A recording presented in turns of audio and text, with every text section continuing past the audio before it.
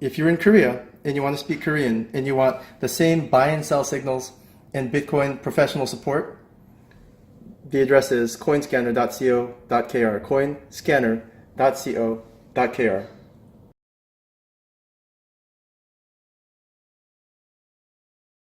Bitcoin-fund-manager.com. There are 2 hyphens in this URL. We manage your Bitcoin for you for active investors with over 50 Bitcoin in play. SegWit 2x hard fork is over. So why isn't Bitcoin crashing? Why is Bitcoin still going up? How high can Bitcoin go?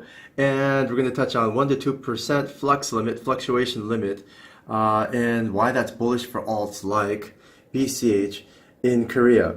That's kind of cryptic, isn't it? In cryptocurrency. We'll explain it to you right now. We are Bitcoin-fund-manager.com. We buy and sell Bitcoin for you so you can actually sleep at night.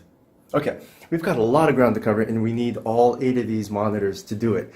Yeah, actually we need more monitors because there's other points I wanted to bring up. Where should we start? Okay, so why isn't Bitcoin crashing? A lot of people in the Bitcoin community, especially through Twitter, think that Bitcoin is going up because of SegWit hard fork, where you actually get free SegWit 2x, which is pretty much worthless. But I mean, Bitcoin Cash was worth something, and it will be worth a lot more since it's Chinese. So to get a carbon copy of your Bitcoin, all you have to do is hold Bitcoin and you get Bitcoin SegWit 2x, Bitcoin 2x for free. So now that that's over, the hard fork's over, the carbon copy's over, why isn't it crashing? Here's the real reason that Bitcoin's going up. Bam. CME. You never heard of it? That's because your grandfather's father heard of it. And maybe your dad if you went to Harvard or Yale. CME, this is what the CME is. The CME is the, I'll start here. Chicago Butter and Egg Board. Wait, Chicago Butter and Egg Board? Chicago Butter, what is this? Is this a typo? Let's go all the way back. 1800s? Chicago Butter and Egg Board. What's going on here? CME Group. In the 1800s, I'm not kidding you, your grandfather's grandfather bought and sold at the Chicago, I don't even know what the BOT stands for. Anyway, it's egg. There's an E in there that's missing somewhere. Maybe back in the 1800s they misabbreviated. In 1919, right after World War I, they became the Chicago Mercantile Exchange. World War I industrialized America, so we went from butter and eggs to all of a sudden mercantile stuff. Like we actually had cotton, we actually had steel mills. All that sound familiar from history class, ancient history class? Well, this is the Chicago Mercantile Exchange, and recently what's been happening? Chicago Mercantile Exchange, CME, has been struggling to post in the post-2008 world. Imagine that. Trading eggs and wheat and barley and steel isn't going that well in the digital age. Imagine that. Since 2008, has struggled in the post-2008 world. Let me rephrase that again. Mercantile exchange, an exchange just like the New York Stock Exchange, just like NASDAQ, just like the Dow Jones Industrial Average, struggled since 2008. But so we decided to look a little further. Okay, we decided to look a little further, and guess what we found? We found in NASDAQ. Now NASDAQ is the most advanced of all stock exchanges, right?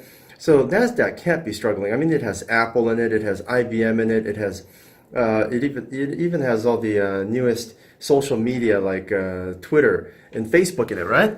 So it can't be struggling. Well, let's see what happened to NASDAQ since we mentioned 2008 here with Chicago Mercantile eggs and flour and butter.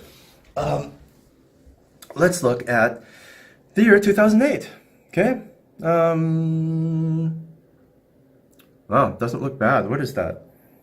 870 million. That's one of the local peaks that I found. There's 725 million right in the middle of the screen, 610 million, 300. Looks like most of these are hovering right around 3. And then 500 million, 700 million. Okay, so we look like we got good volume, right? So what we'll do is we'll scroll up now. Where's my mouse? Don't have to because we have monitors. Here, this is recent. This is 2017. So 2008, you see the year 2008? 2017, fast forward about, what, 9 years?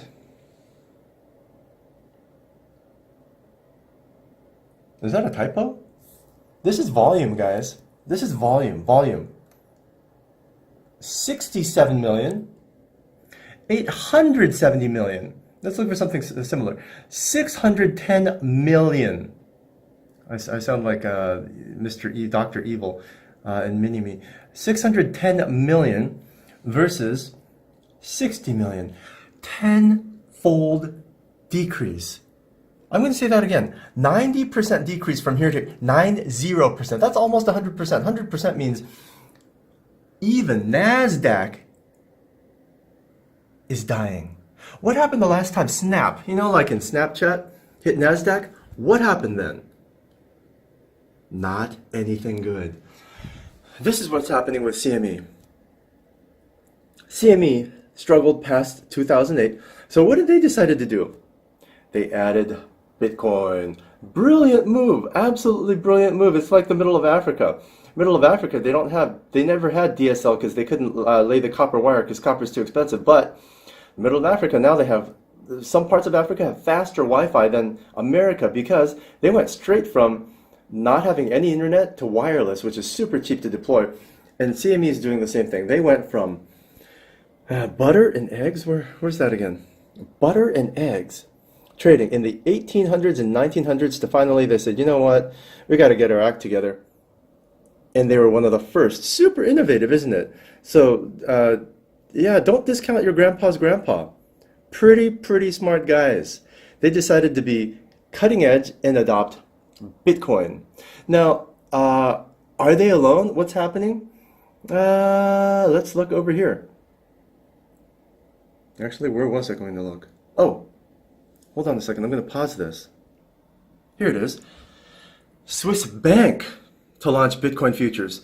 Who else but the Swiss? I mean, they're bankers, right? And due to international pressure, they had to start giving transparency about their secret clandestine client accounts to international powers like America and London and France. But they had to find another way to innovate, to stand out. Swiss bank launches Bitcoin futures. Look at the dates. November 17, November 17.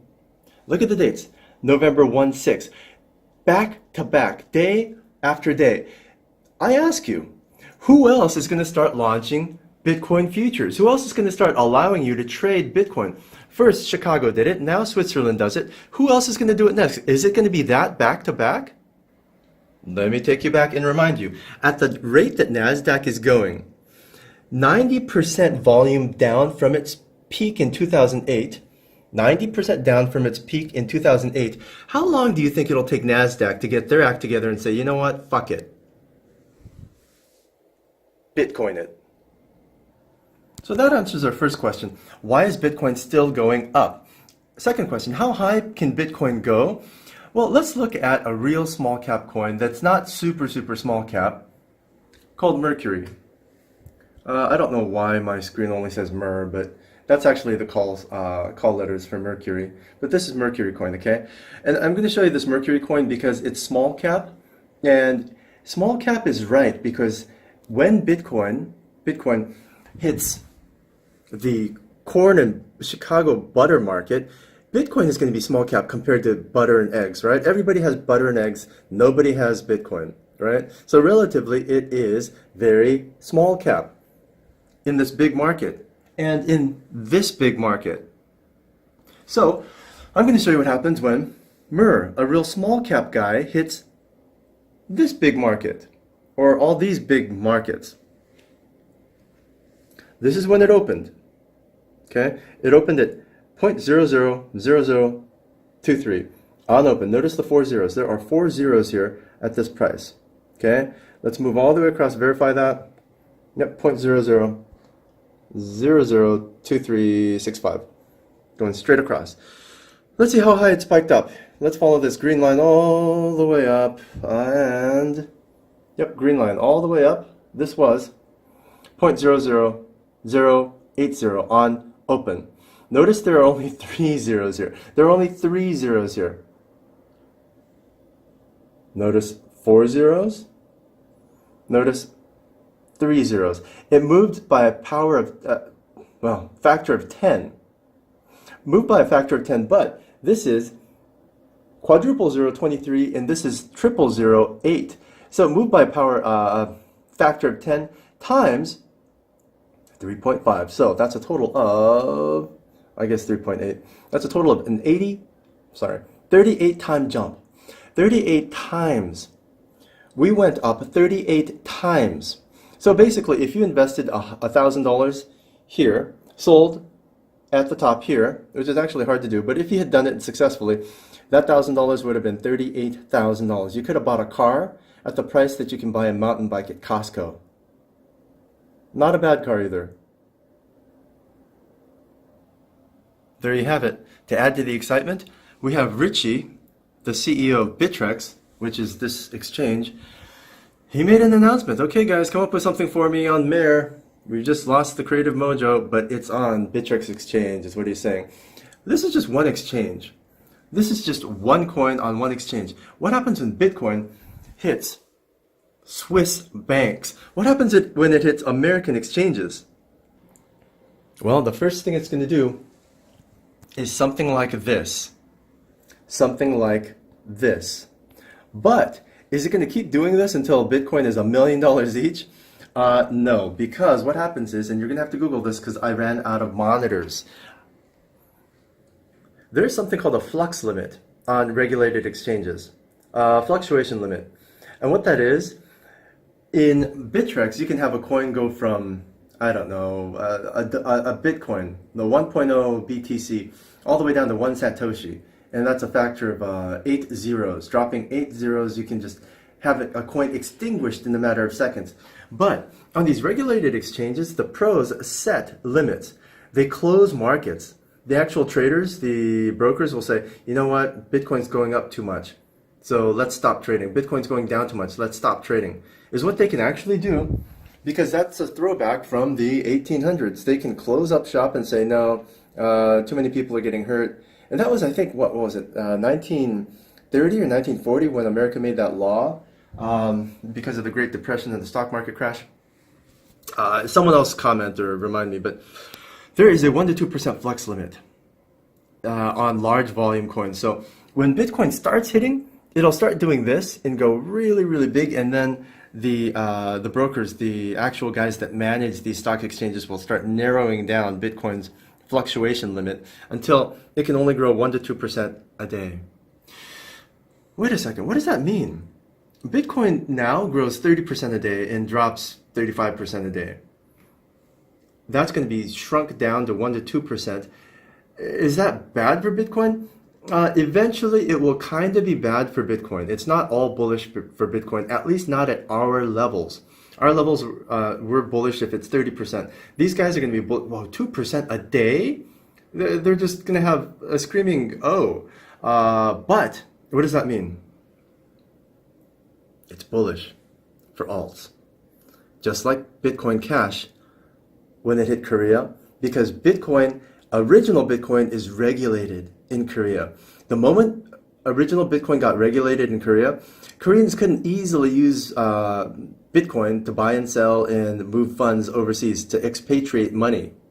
That's the point. So then that's why they moved over to Bitcoin Cash, because it's not regulated. The government doesn't scrutinize all the Bitcoin Cash transactions. So what that means is when Bitcoin gets capped and gets regulated and the government starts staring at it all day long, alts like Bitcoin Cash will skyrocket like it did in Korea.